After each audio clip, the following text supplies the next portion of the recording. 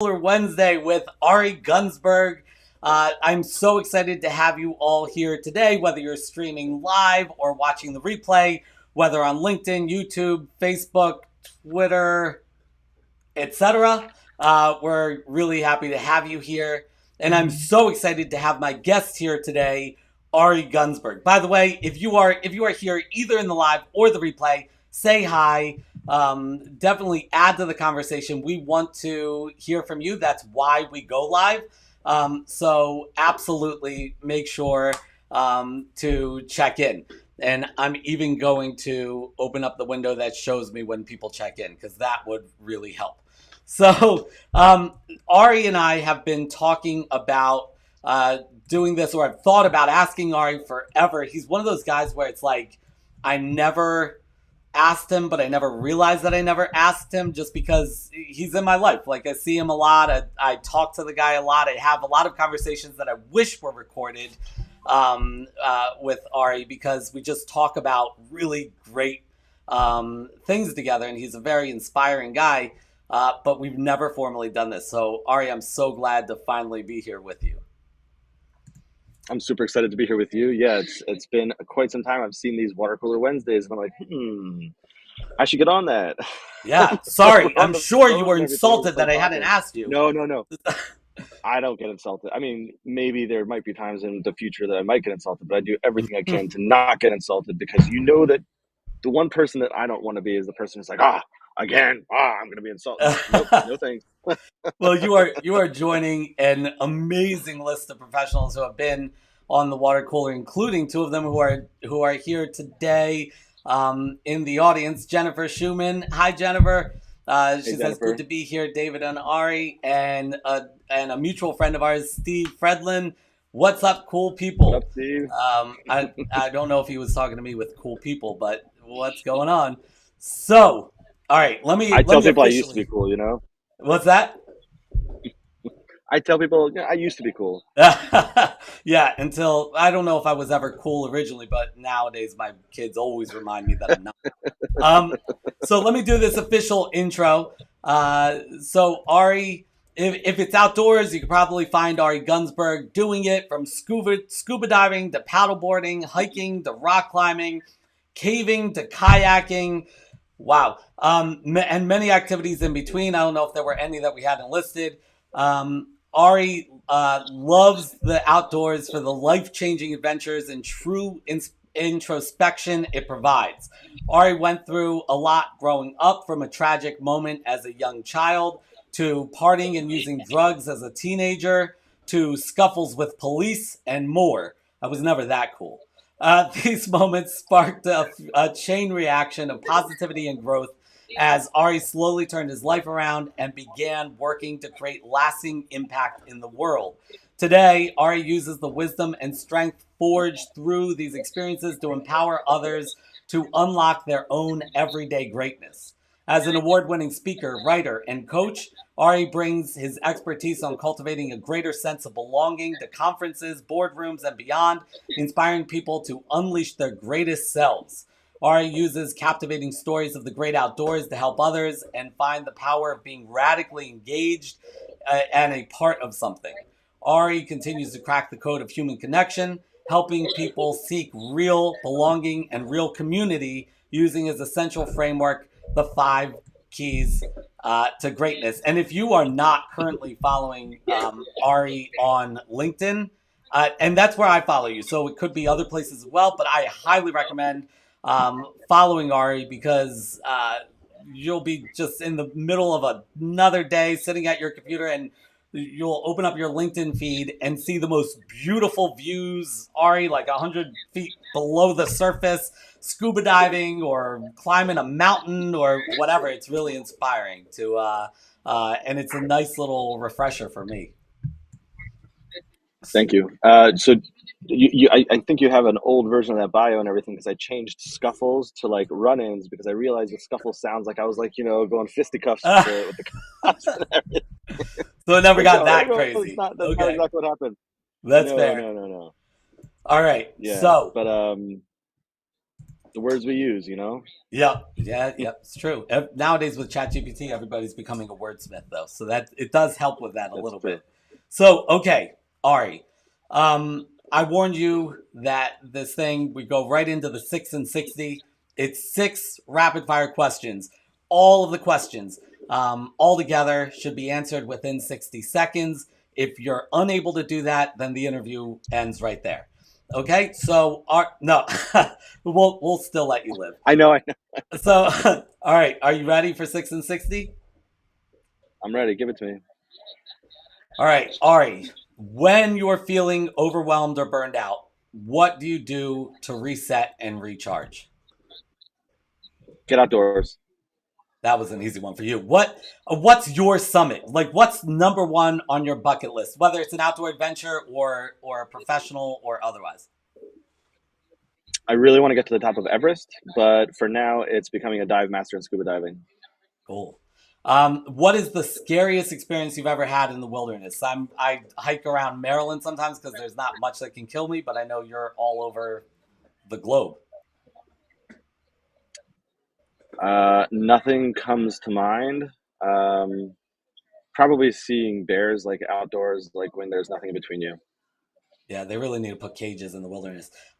Best piece of advice or wisdom you've ever received? Keep moving forward. Nice. If you could share a campfire chat with one person, past or present, who would that be? I don't know. Kurt Hahn.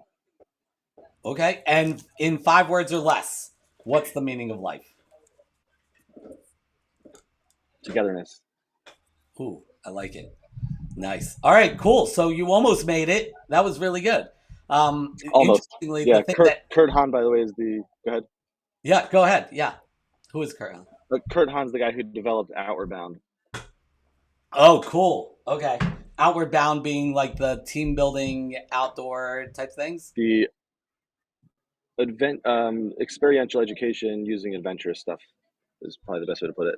Great. And today you kind of do some of those things. Even when somebody books you for a keynote, you kind of work that into it, right?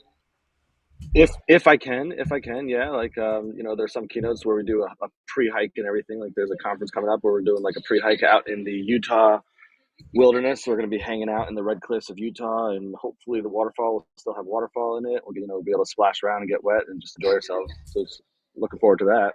That's so cool. I have a million questions about that, but I'm going to get first, we're going to rewind. You can't tell people that you used to have scuffles or run ins either with the police. And not sort of explain that. And I know your origin story, and it's pretty powerful. But this is typically where I like to begin with my guests, and that is with your origin story. If you could share where this version of Ari Gunzberg got started, um, what got you here today? Sure. So there's so much. Like we can't fit it into an hour. Obviously, like we're talking for anybody. We're talking 30, 40 years, whatever. But I'll give you kind of like the bird's eye view. So when I was 10 years old, I was in a school. It probably wasn't a great fit for me, but that's where I was. We had a teacher who took us out on a field trip, and while we were out hiking in the woods together with him, he fell over. We went for help. This is a story that I tell in my keynotes and everything, and obviously I make it much more. Um, I elaborate on it a lot more, right? I describe how the light was filtering in through the green leaves of the trees, and how it was just this surreal moment, and we had no idea what to do. Just like a bunch of 10-year-old kids sitting there shell shocked, like, what do we do? So, Because he anyways, just we he went for just help. collapsed. We He collapsed. Is fell that over, yeah? unresponsive. Yeah, yeah, fell over, unresponsive, laying in I say he was laying in a bed of last year's leaves, just Hmm. in the forest. So we went for help. We thankfully there was a random dude wearing a kilt playing the bagpipes, like at the edge of the forest. Which at some point in time when we were like not sure exactly which way to go, we followed the music on the way out. Hmm. Um, So we ended up out of the side of the forest. We got a couple guys who it turns out I think worked for Outward Bound actually, because there's a little Outward Bound facility at that park.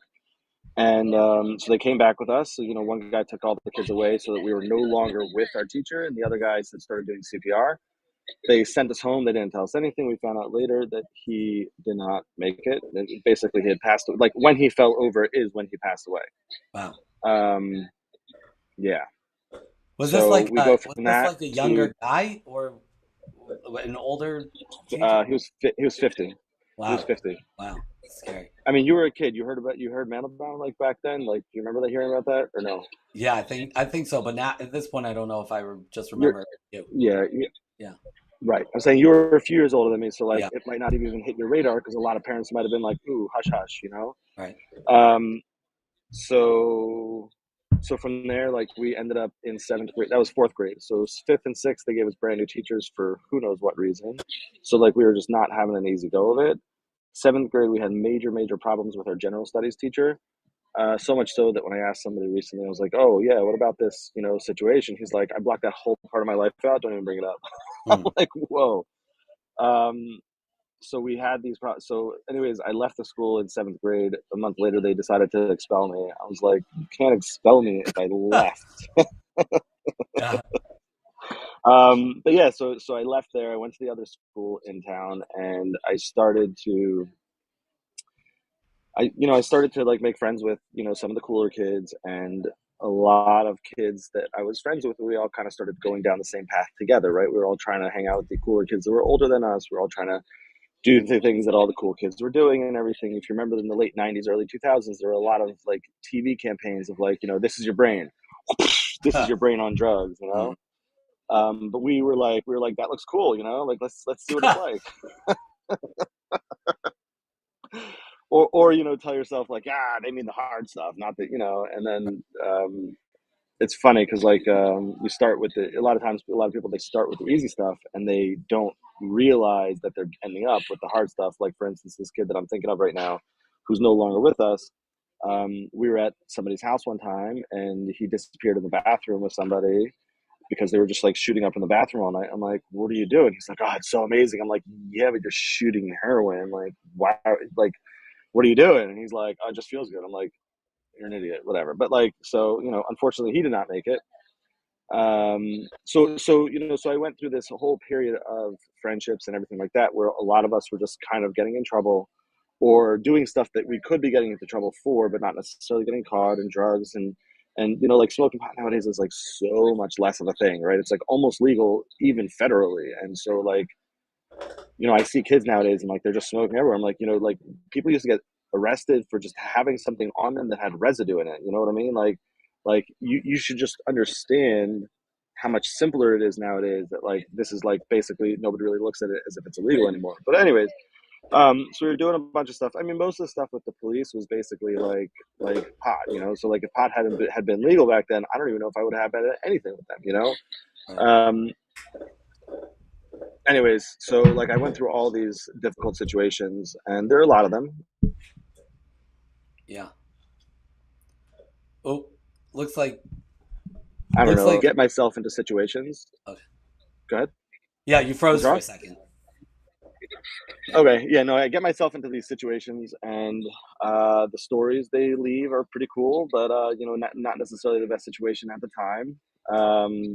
But I hit like 22, 23, and I was like, it's time to get out of Baltimore. So I was speaking to a friend of mine, and I was trying to figure out where to go and what to do.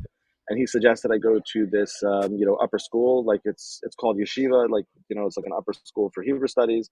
And I was like, oh yeah, sure, why not? Because like I had not really been into this stuff for like a very long time. I ended up going up to New York, then staying there for about a year and got married and everything. And so like I'm sitting there like living a life of being a little bit more to the ultra right, right? Like if you were to compare me to people in the modern, you would consider me ultra right. But if you look at me compared to like the ultra right, you'd be like, you're not ultra, you're not ultra right. But not right wing, but like right side of religious stuff and everything. We're Right. not So talking let's politics here. We're talking religious. right. So I Yeah, want to go ahead. just give a little bit of context for A people that might background. not be Yeah. aware that this is so Continuum. this community, the community in the school that you were in was in Baltimore, and it was a religious Ultra right. Jewish community Right. and fairly insular. So getting involved Right. with drugs, even pot, things like that, certainly there was Much lower a big tolerance. stigma to that, maybe more than in other places. It's this Even just talking to girls makes you like bad because they it, as you get more to the right wing of the religion, like they try to make it that the schools are segregated, right, by sex, not anything else, but like so right, and so like everything exists on a continuum and stuff, right? So like you have like the complete all the way, all the way, all the way to the left, which might be somebody who's there's absolutely zero religious tendencies whatsoever, and then you have like all the way, all the way, all the way on the right, which would be like typically like Hasidic or stuff like that and everything. And so it all depends. Remember, it all depends on where you're standing on any continuum as to where something looks to where it is. But whatever. So I kind of like was like living this life, which maybe at the time felt authentic, but over time and everything felt a little bit less authentic. And so Mhm. like I've just been kind of like self-correcting over the past 5-6 years or whatever, 8 years, 10 years, whatever. um but in that life I didn't want all of the past and all the history and all of the other stuff that I had been through to necessarily be a part of who I was, except for with close friends. So like it was not quite like I was hiding it, but like I was hiding it. And so that's like the life that I was living for a while, because like I don't want people to know about this. But then there was this situation where I got a chance to go talk to a bunch of kids in juvenile detention, right? As I joke, they were a captive audience. Huh. That's corny. Dad joke. Very corny dad joke. I'm a dad, so I'm allowed. Huh. Um, so I went and I spoke to these kids, and it was a great experience. And I just enjoyed myself immensely. I think that I affected their lives for the better as well. And that was basically like right around the same time that I was working with this business coach who said, why don't you try speaking, and why don't you try, talking and everything. And so that's when I started down the road of speaking.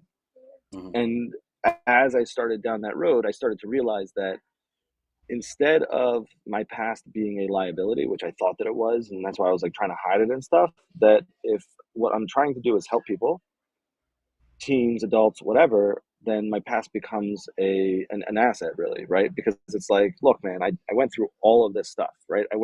I was like at the bottom of the bottom of the bottom of the bottom, and I literally lifted myself up like bit by bit by bit, and I climbed out of there, and I fixed this, and I fixed that, and I took care of this, and I took care of that, and I addressed this, and I addressed that, and so it becomes like this whole, I don't want to say rags to riches story, but bottom to the top story, right? Where nothing is right and everything is going wrong, and high school dropout, and trouble with the police, and trouble with this and trouble with that, and all these problems that I was able to address and solve and resolve, and turn my, so I wrote a book, and it's won a few awards, and I've done it, so it becomes more of an asset if you look at it like that in this particular industry.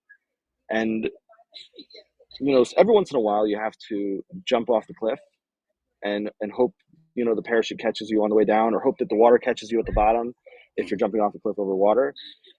So first of all, one thing that I've been saying a lot lately is that if you've already ascertained that it's safe, this is an important step, right? This is a very important step. If you've made sure that it's safe, i.e., like you're going with a guided company to go skydiving, or Mhm. you're with a rafting company and they say, this is the rock that we jump off into the water, right? It's scary, but we know that it's safe. Just don't jump on that log over there, right? So if you've already ascertained that it's safe, jump first, ask questions later, right? Otherwise, you're going to start thinking to yourself, you're going to be like, I don't know, do I really want to do it? I'm a little scared. It's a little high. It's a little this. It's a little that, right? I was in Texas, and go ahead. So I was in you're Texas talking last about week, and there was you're talking about sort of calculated risks, right? That calculated make risk, yeah, calculated and risk, but then take the leap. Don't back away from it. discomfort, right. Be okay with discomfort, because we only grow when we're uncomfortable, right?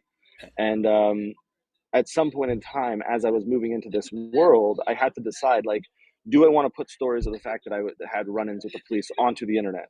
Because you know how it is. Once you put that stuff out there, Right. it's hard or impossible to get it back. And Yeah. so at some point in time, I was like, yes, this is what I'm doing, and this is what I'm going for, and this is what and so then I just went for it. Right. Um, but yeah, I mean, it's scary.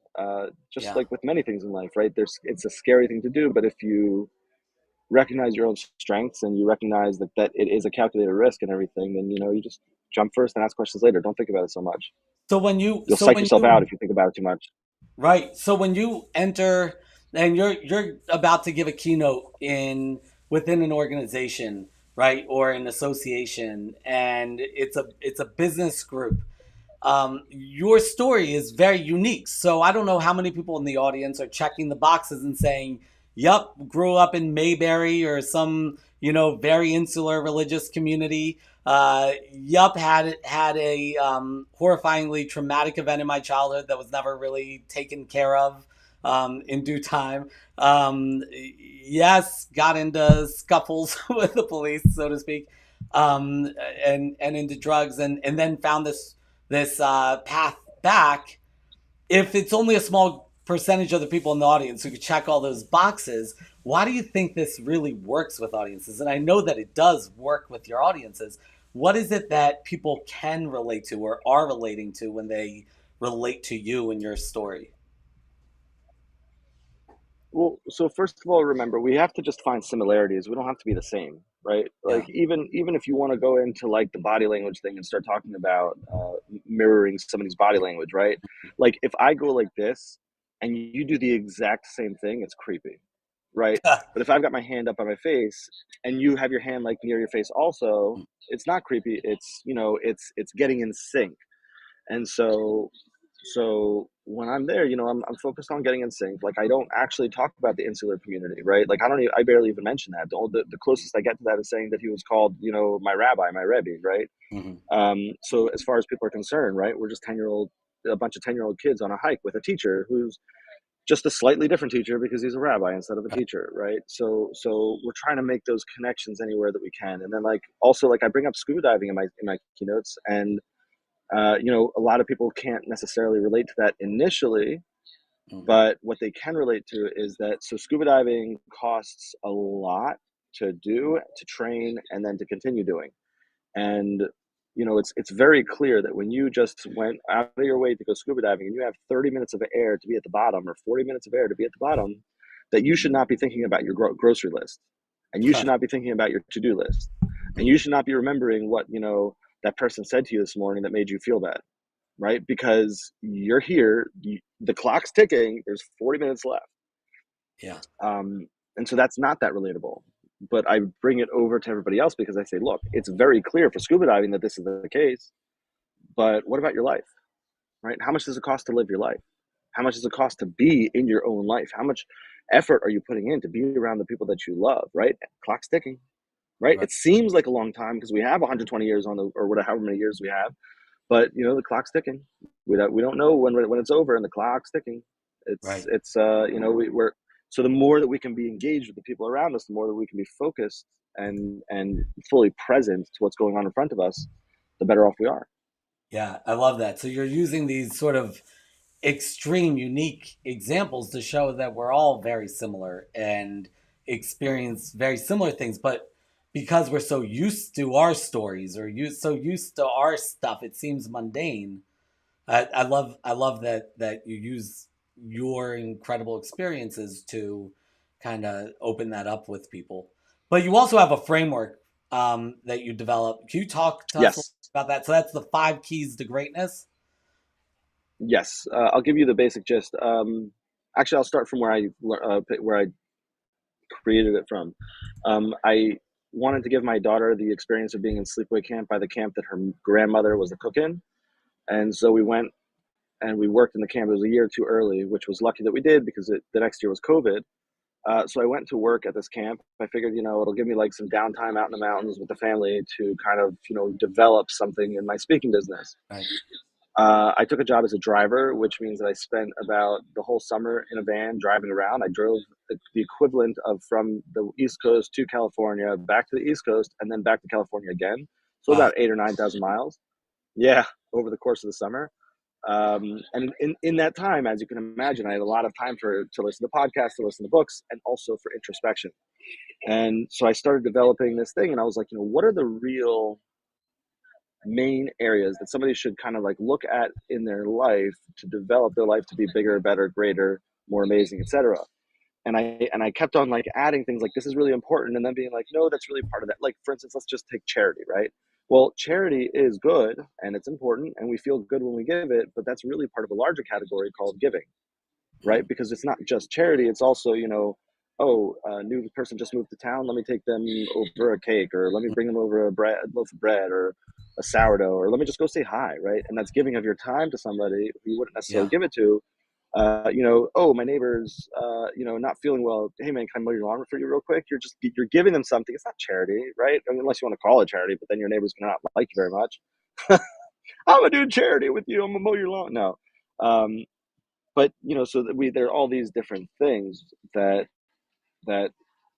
I would thought at first could be their own category, and then I realized they're really part of a larger category. And so after I kind of went through all of these different aspects, I came up with five that I felt were the top five, and that everything else would be a subcategory of.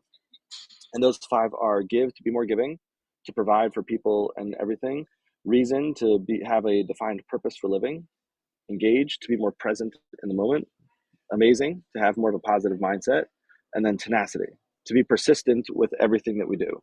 And if you look at all five of those and you read the in Hebrew we call it the Rashi Tevos, which basically just means the first letters. It's GREAT: give, reason, engage, amazing, tenacity. So it spells the word great for the five keys to greatness. So it's super easy to remember. And I call it a framework as opposed to a system, because a system, it's like, oh, it's Tuesday at 1 p.m. What was I supposed to do again? It's Thursday at 3 p.m. Oh man, there was something I needed to do, but I can't remember.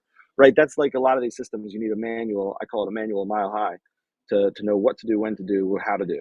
And so this is more focused on take a walk, right? Think about the five keys to greatness. Am I being giving enough right now in my life?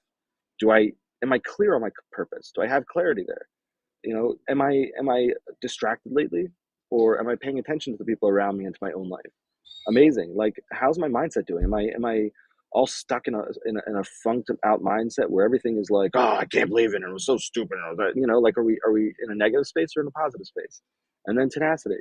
um we can't be persistent with everything that we do. There are plenty of times where the best thing for us is to say no thanks and walk away from it.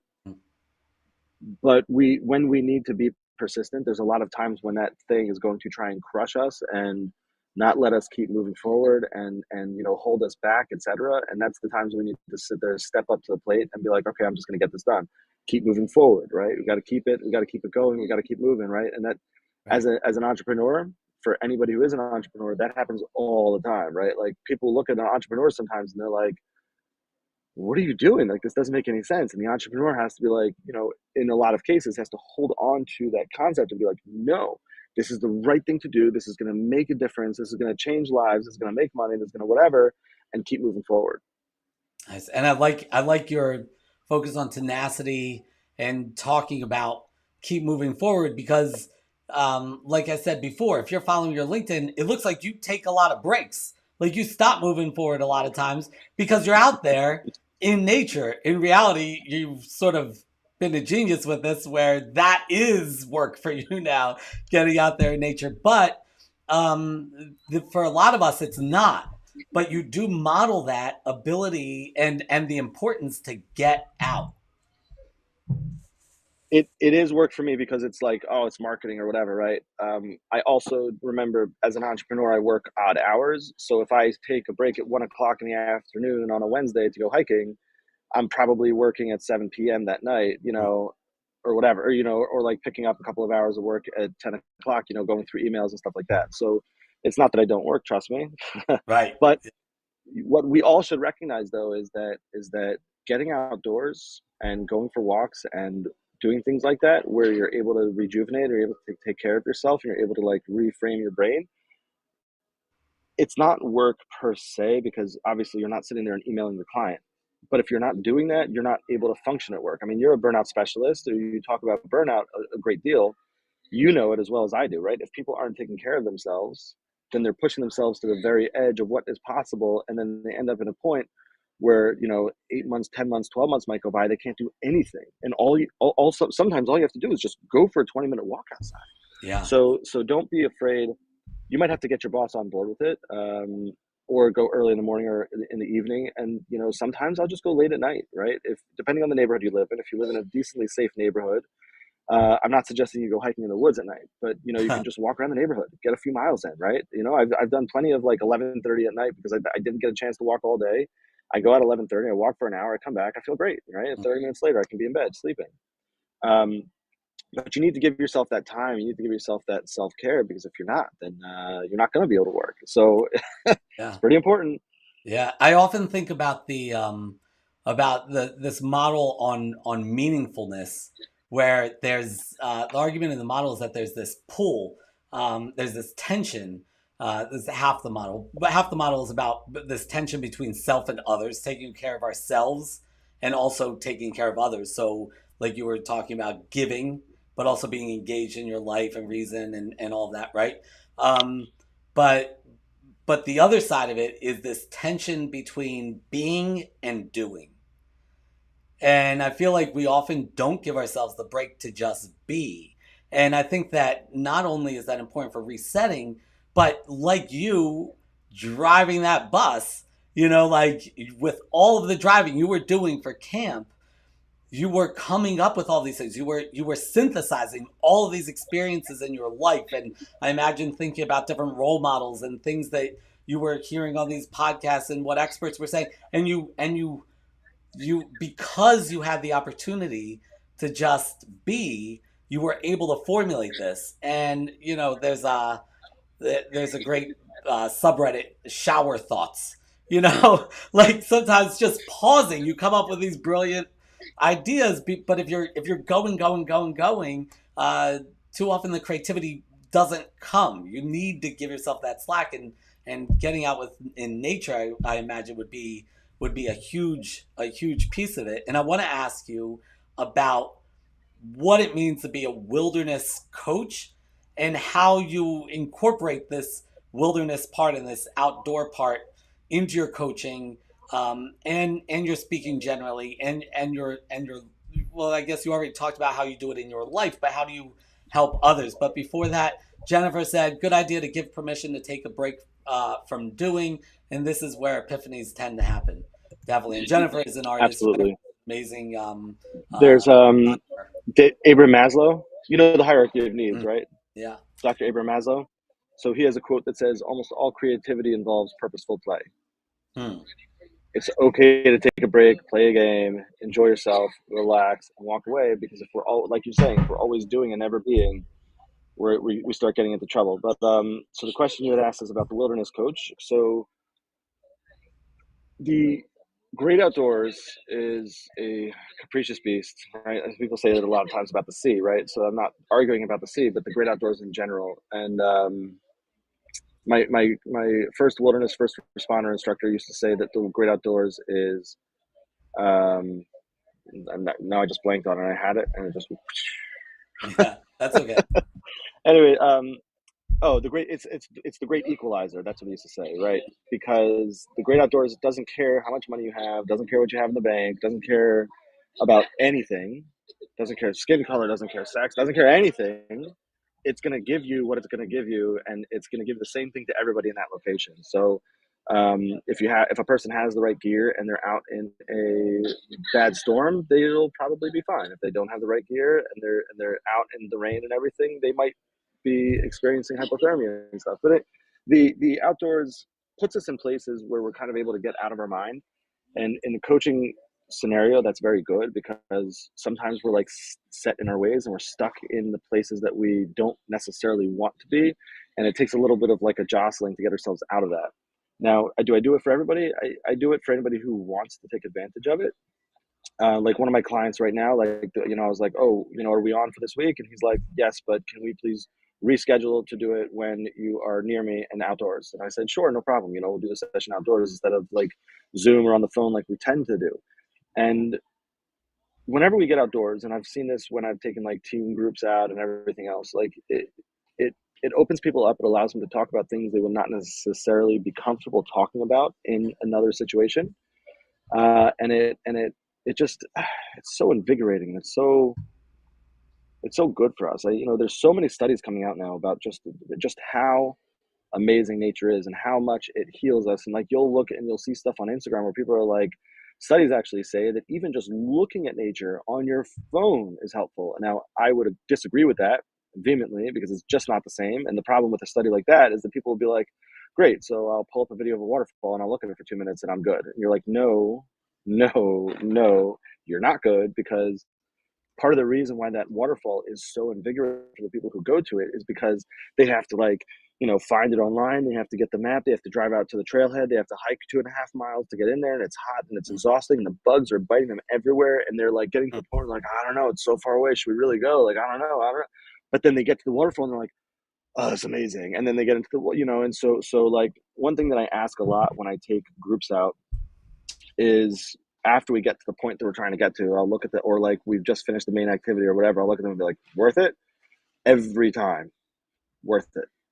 You Yeah. know, like I was in North Carolina, so I decided to climb this mountain. It was like a 5-ish mile hike round trip or something. So I get to the top of the mountain and I'm sitting there, I'm like looking around and I'm like, worth it. It's just you get out, you go do these things. It might be a little scary for some people. Thank God, like it's not, I've been around, so like it doesn't feel like that to me all the time. But there is fear involved in a lot of these activities, and so like my niece out is right now in, she should be in a cave because that's what they were doing today. Is they were going caving and everything, and she was a little bit nervous. But I'll bet you when I talk to her later and I'm like, oh, was it worth it? She'll be like, oh my gosh, it was so cool. Like, Yeah. and then, by the way, that's the funny thing about caving. I've tried to get this. I was doing a teen trip a little bit ago, and I was like, we should go caving. And all the kids were like, we're just not really interested in it. And I'm like, okay, Huh. it's your trip, so I'm not going to tell you what you have to do. But the thing with caving is that it's the type of thing that everybody says, I don't want to go until they get into the cave and they start crawling around. And they're like, holy cow, this is amazing. Yeah. Unless you are extremely claustrophobic. And most people are not actually claustrophobic. They just feel a little bit nervous when thinking about going into a cave.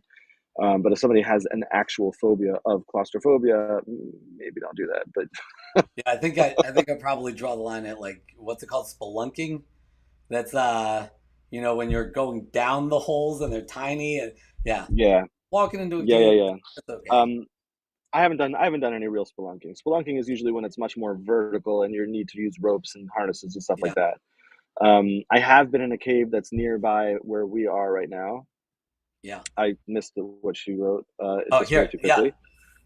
Oh, so, Okay, so Madeline said the components of your great framework seem largely interconnected. As a reminder, it's giving, reason, engagement or engaged, amazing, and amazing. tenacity. So she said they seem largely interconnected. Any advice on how to focus our tenacity so that we feel like we're making meaningful progress?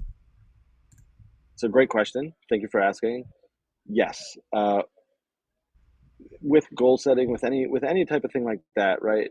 A lot of times, what will happen is that we are building, and we're building these tiny, tiny, tiny little levels that we don't notice until 5 years have passed, and we can look back and be like, "Oh, wow! Like, look how far I've come."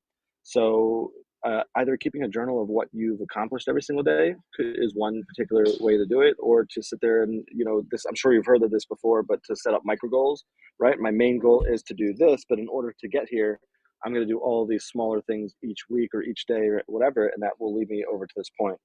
Um, you take any large thing that you want to do, and it can feel overwhelming.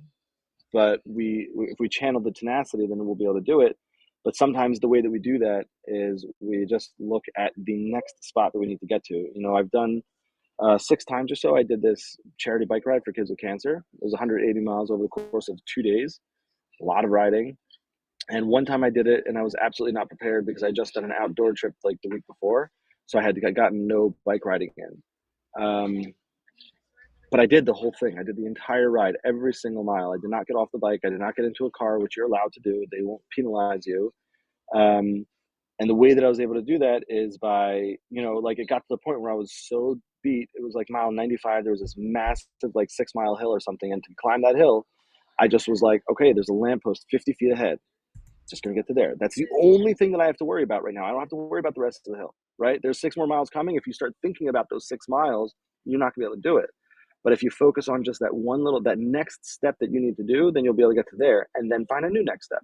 And then just another one, and then just another one. And you take a bunch of baby steps and you take them over the course of a few weeks, a few months, a few years, and you will be in a tremendously different place than where you are right now. And you'll be like, oh, wow, I just did so much. Because sometimes we forget how much we're capable of accomplishing until we're actually doing it. Yeah. So I have a question for you. Knowing you personally, Two things strike me about you. One is that you are relatively flexible. You're able to shift, and I've seen you shift in different situations, and you do it really well, right? So if there's an Thank obstacle in you. the way, you're able to sort of shift away and then sort of shift back maybe, or the direction changes a little bit, the destination changes a little bit. And the other thing that I've seen about you is not just that you're able to shift, but you're also in a lot of ways a renaissance man, right? So you have a lot of different passions and a lot of different aspects to who you are, right? So you're a father of how many? Or Four children. You've not only a wilderness guy, but you're like, I mean, how many different types of, well, I don't know how many people scuba and climb mountains and do whatever the heck else, right? And go caving, and so you've got all these different things. I know that you have a history in marketing and you're an expert with that. I just see that, and then you're a speaker and you're a writer and you're a coach, so you've got all these different things. So you're a Renaissance man and you're flexible. How does that fit in um, with goal setting? In other words, and tenacity, where it's about staying on course. How tight does that course need to be, and how do you recommend people navigate that course?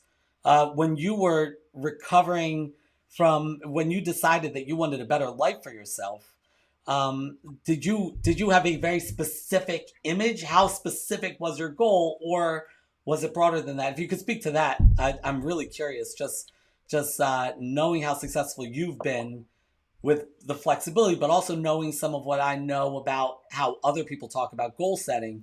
I wonder what your view is on so I probably have adult ADHD, right? that. That's Welcome to I the club. not it's not diagnosed or anything. Yeah, Yeah, no, 100%. I mean, like I am a little bit all over the place, which is a little bit challenging, you know. And so but also a blessing. um I a blessing in some ways, exactly, right? So I can't necessarily speak to how everybody can do it, but I can say that, you know, I don't always have necessarily a clear vision. Like when I came back and everything, it wasn't like a clear vision of like, oh, this is where I want to be, right? In fact, when I had started going down that path, if you had said like in 4 years you're going to end up, you know, in a yeshiva, like in this upper school of learning, like, you know, spending all day like learning, I'd have been like, heck no, forget it, I'm done, like I'm not even doing this, you know. So like, sometimes life takes us in interesting places.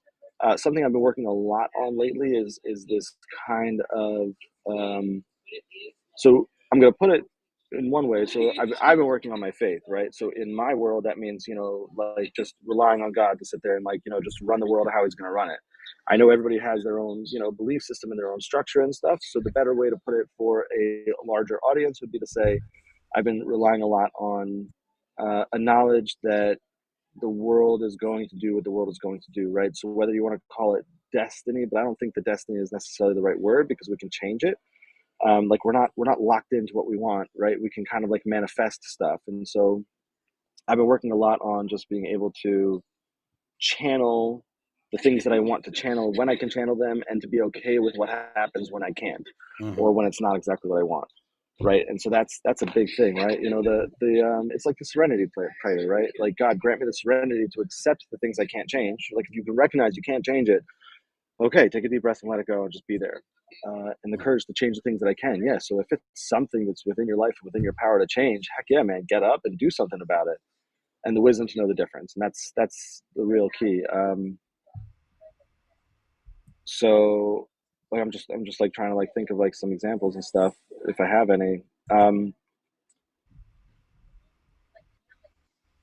I don't know. It's been a very interesting year for me. You'll probably end up seeing it in a book at some point at some Yeah, point in time and everything, just because this year has been so wild and so all over the place, which is it's been a very very interesting year.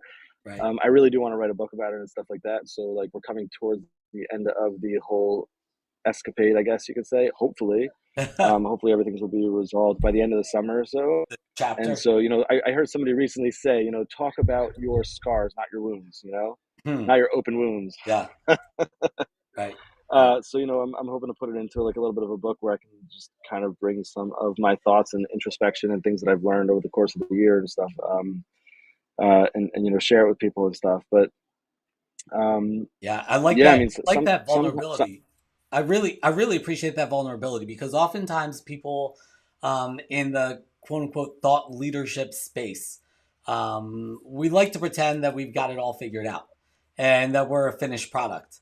And I like that your message right now, just sharing this even, but just generally, you give off this feeling like you are a work in progress and you're part of, you're going on your journey and you're helping people figure out theirs as well or inspire them toward theirs as well. But it doesn't mean that you've been to the starting line and finish line. It's that you're still on that journey. And I really appreciate that about you.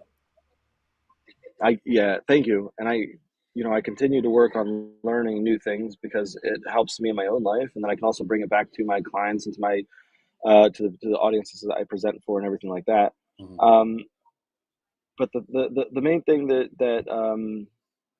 so like in addition to that faith that I've been like learning and stuff, it's also the ability to kind of, if I need to, set up almost anywhere and get work done, right? Like as you know, as speakers, when we're traveling a lot, right, that means that we're going to be working in some pretty interesting places, right? I mean, obviously a Starbucks cafe is like, somewhat ideal, right? But then there's times when it's like we're working in the hotel room, which is good.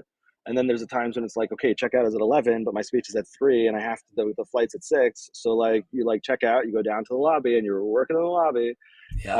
Or I you're found like, let WeWorks, me, WeWorks or whatever they're called, or Regents, all those things all oh, over, you're, all over the country. Yeah. are you part of Regis? I should have a subscription, but I don't. I just go one off Oh, you when just I pay need it. for it. Yeah.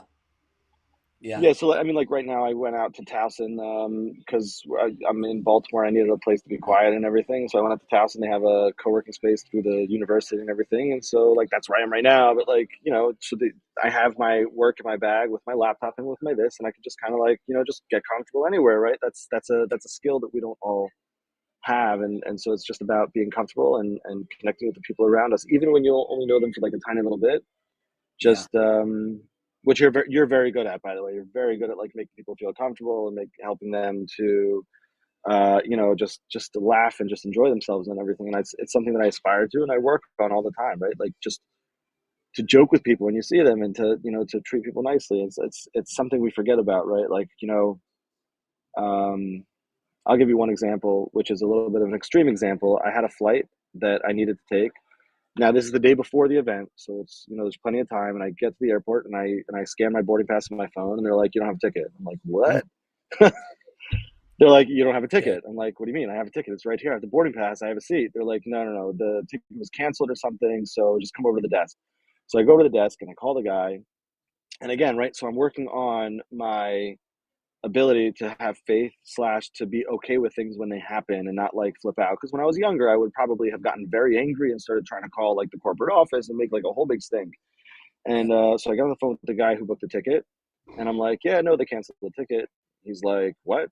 He was surprised also. It's a few minutes before the flight's leaving. He's like, "Ask him how much it is to get on the plane." I'm like, "Excuse me," and like they're ignoring me, right? Because they want to close the gate because they want to get the plane Right. away from the gate because they want to be on time.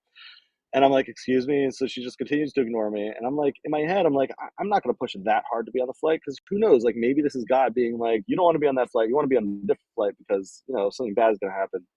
Thankfully, it didn't. There were 200 people on board. Right.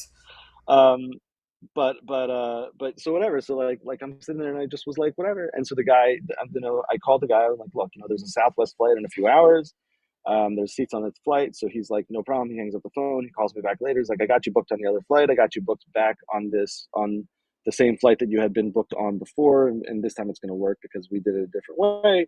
And, but like, again, like I wasn't yelling at him. I wasn't screaming at him. I wasn't yelling at the people at the gate. I was kind of just like, yeah, no, like, can I get on the flight? And they're like ignoring me. They close the door. They're like, okay, what can I help you with now? And I'm like, Right. thank you very much for waiting until the doors closed to actually respond to me. But Yeah. whatever. That So sounds I, like, I I just that, I just let it right. go. And so learning how to be okay in those moments and to just let it be and to just not get frustrated and just Right. I've got plenty of time and I'm just gonna get on another plane and that's it. It'll be good. right? While still moving Um, toward those greater goals and pushing toward it, yes, but not yeah, letting absolutely. these little setbacks. Bumps. Right, Yeah, right. yeah, I love that. That is more nuanced than we sometimes talk about.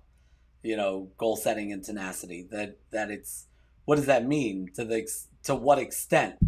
But I think within the framework with the other things like giving and amazing and being engaged, I think that tenacity within that framework might look a little bit different because if you're engaged in your life and you're looking for things, sometimes they'll take you in different directions or create setbacks, but you'll see them there and be able to be flexible. I really do Yeah. appreciate that. So Keep in mind yeah, also, like, we forget very quickly, just we yeah, forget please. that every there's always ups and downs. And so when we're on the up, we're like, great, this is good. I'm going to be here forever. But then we forget that there's going to be a down coming eventually, just because things happen, and we're always on this like track of like up and down and up and down and up and down. And like things are better, things are a little bit not better, things are better, things are a little bit not better. So just recognize that this too shall pass. There's the old story with this too shall pass and everything. This too, whether it's the top or the bottom, shall pass. So Yeah. bumps in the road, bumps in the road. Great. I love it. So here's the question. So first of all, this QR code above you, if people take their cell phones and put that right over your QR code like that, that'll take them to your website. Are there any other places where people can connect with you to continue the conversation? Absolutely. I'm fairly active on LinkedIn and Instagram, and technically on other social media as well.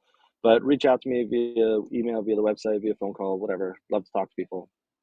That's awesome. So, Ari, I want to ask you, um, if for the people who are viewing, a lot of our viewers are in HR or they're IOs or they're in leadership positions. Otherwise, if they're trying to take these keys to greatness and they're trying to take their team to the next level, let alone themselves to the next level, what is it that they can do? One takeaway that they can, where they can take what you've learned through your life experiences and also through the wilderness experience. I know you're not going to say that they should look at a picture of a waterfall. We've already addressed that. What is one small step toward that goal that they can take today? Definitely. So you can look at pick one of the keys. Don't pick all five. It could be it's not that overwhelming, but nevertheless you want to focus. Pick one of the keys, any one of them, and just evaluate your life against that key. Right? Let's just say it's giving. Am I being giving enough? Right? Is there a way? So if you're walking through the supermarket and there's a door to hold open for somebody, or somebody drops something, right? Oh, I can be more giving right now. So you just run down, pick it up, and hand it back to them, right? Like we have to, so you can look at your life on any particular moment at one of the keys and see, is it really working? Like, am I channeling tenacity properly right now, or am I about to give up on a lifelong dream because it's just too hard? And is this the right moment to channel tenacity, or is this the right moment to say this is not really what I want? And so you can just pick any one of them and evaluate either your whole life or aspects of your life against it, and just be honest with yourself. And if you need to, you can work with a friend, a coach, an advisor, anything, and kind of like evaluate based on those things. Because sometimes when people mirror ourselves to us, we're like, oh yeah, no, I'm not being as honest with myself as I could be. Yeah, I But love yeah, that. that's the basic thing. So yeah, I second that. If you're watching this either live or the replay, choose one of these and focus on it. Just one day, give it one day and focus on it, and see how that goes. I will personally commit to focusing on giving, and Awesome. I will check back within the week. I will check back with all of you in the comment section, probably on the LinkedIn feed. I will check back, but and let you know how that went. So anybody else interested in doing this, please take on one of these things and check back in with us and let us know what you got out of it. In the meantime, Ari, thank you so much thank you all for tuning in. Those of you who did live, if you're watching the replay, still make sure to say hi. Make sure to connect with Ari Gunzberg, spelled with a U, not an E. I think I spell it with an E half the time. Sorry about that. You're not the He's only one. Don't worry. connect with That's Ari. why. That's Yeah, I use on like as many places as possible. I just use Ari Guns with a uh, Z. I just forget the BURG because otherwise people it's misspelled all the time. I love it. That makes sense. So if you're looking to connect with Ari Guns, I highly appreciate that. I highly recommend that you do. You can use your phone with that QR code. You can connect with him on LinkedIn or any of his other various social media pages. If we're not connected yet, shame on you. You can get to my link tree by holding your phone. This is my phone. Remember when phones used to be this? Now it's just hold your phone up over my QR code, and that'll give you a million different ways to connect with me. Thank you so much for tuning in to this week's Water Cooler Wednesday. I believe next week we are going to be hosting Alicia Cudahy. I really recommend that you set your calendars now to be back here next Wednesday, same time. And I'm looking forward to seeing you all then. Thanks again, It was Ari. awesome. Thank you so much. Bye.